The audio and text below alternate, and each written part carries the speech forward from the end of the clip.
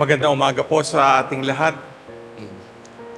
First of all, I'd like to thank you as I just arrived a few days ago, coming from the participation in the Synod and Synodality. I appreciate all your prayers, given the first part of the Synod for all the delegates, Cardinal Advincula, and then of course Bishop Pablo Ambo David and myself, and there were two other Filipino delegates. The other one is Estela Padilla, who represented the Federation of Asian Bishops Conference of the Philippines. And a second one also, who is a priest from New Zealand, Father Dennis Villacorta. In a way, we are 5 Filipino delegates, representing different parts of the world, different dioceses. We look at our readings today, and I think if there is one lesson coming from the gospel, which perhaps may also be a springboard to what we call takeaways, in terms of being a servant of God. There are 3 things that come to mind, in our Christian life. Alam nyo kasi, hindi po madaling maglingkod sa Diyos, Kailangan po, klaro po sa atin yung mga elemento ng paglilingkod. What are they? The first one, coming from the book of Malachi, is to listen to God. In our first reading, the prophet was very clear. It was a post-exilic writing because, even after the Babylonian exile, what happened was even the religious leaders of Israel, these people who were leading the Israelites, fell into the trap of waywardness. And the Lord, through the prophet, was very clear. Listen to me. Listen to me so that you will stop your foolish ways. Listen to me so that you will go the direction that I point to you. The direction of God. We always have to listen to God, in all the affairs of our lives, the problem, number one, is that there are many noises around us, di ba? Maingay ang mundo. Dahil doon, parang hindi natin napapakinggan, nabablock, yung dapat pakinggan natin. At ikalawa, kalimitan, ang pinakikinggan natin, sarili natin. At doon tayo kalimitan sumasablay pag sarili yung pinakikinggan. We want our own agenda, what is comfortable for us, perhaps what we feel can be for us the better things when in fact it becomes problematic. And of course, the third one, yes, we listen to others, but we listen to the wrong people. Di ba? Halimbawa, we have to be also purified at times, when there is this barkada system. Walang masama naman ang pakikipagkaibigan. Pero kalimitan, napapariwara po tayo pag ang napapakinggan natin yung maling miyembro ng barkada na magdadala sa atin sa kasalanan. So, it's very clear here, if you want to serve the Lord, listen to Him. Because He will tell you the right thing to do. Secondly, in our second reading from Paul's letter to the Thessalonians, in the first line, what did Saint Paul say, given his own shepherding and ministry?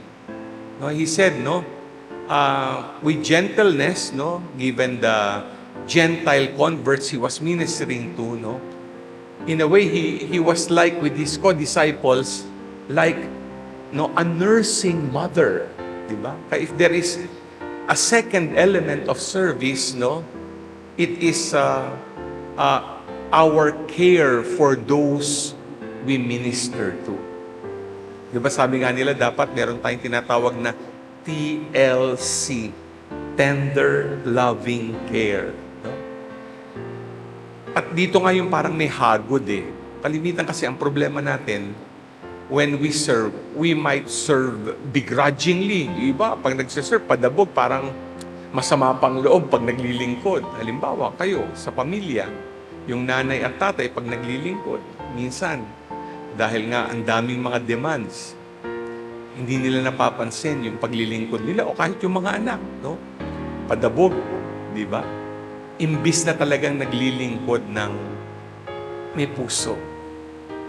You know, when you are like a mother nursing your child in service, the one you serve feel the heart of God, no? Kaya importante po yan, no? When you serve, no, be a caring servant. And then finally, we have a third, no, element of service.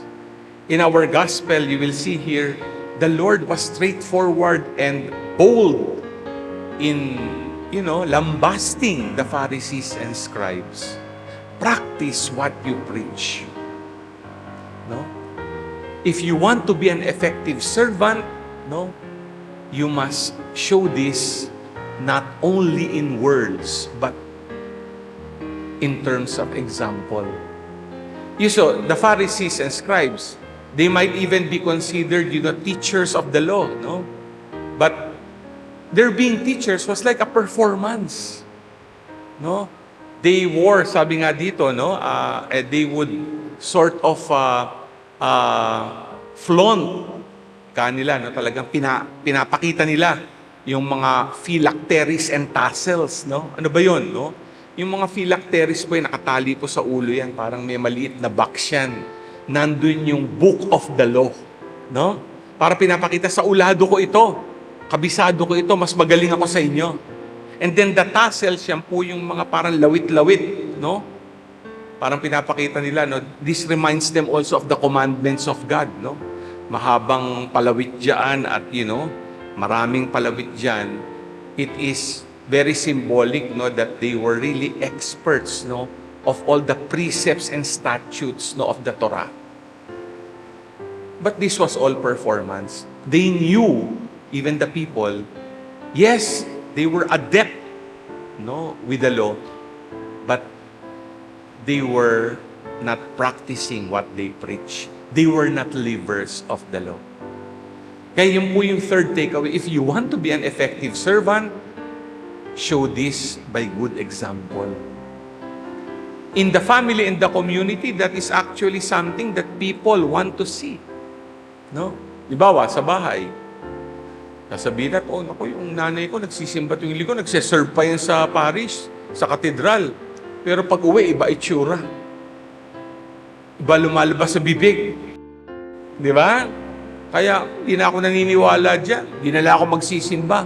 Kasi, yung nanay ko, tatay ko, ate ko, kuya ko, totoo, mga taong simbahan yan. Pero, pag uwi sa bahay, hindi ko nakikita yung good example. Lahat po tayo yan, no? Lahat tayo. We fall short of becoming really good examples, and we are a work in progress, no? And it's really a challenge that we try our best, not only in becoming, no, hearers of the word, but livers of the gospel. So 3 takeaways, no, from our readings today to become good and faithful servants, no? Number 1, always listen to God. God will show you the way. God will show you what is His will for you. And you listen to God by His word. Di ba? You don't listen to the many confusing voices around you, but the voice of God from within. And the voice of God that speaks whenever we listen to His word. Second, be a caring servant like a mother nursing her child. A servant should have a heart. Sabi nga, di ba, a shepherd's heart. And when we serve, we know, no, when we serve with the heart, people will feel the heart of God, the compassion of Jesus. And third, if you want to be an effective servant, practice what you preach. There is a strong word which Jesus used against the Pharisees and scribes. You hypocrites. Di ba? Huwag tayong maging hipokrito. Pakita natin sa pagiging genuine. Minsan nga, sabi nga sa Tagalog, plastic. Di tayo dapat plastic. Look at our lives. See how we become shining examples of what we proclaim our faith. Amen.